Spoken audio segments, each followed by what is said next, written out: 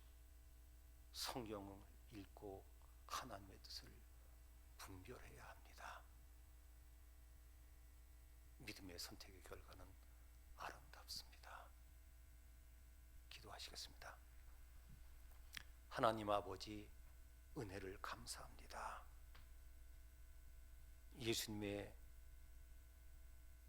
장사를 하는 영광스러운 일을 하였던 아리마대 요셉의 믿음의 선택을 오늘 말씀을 통해서 배웠습니다.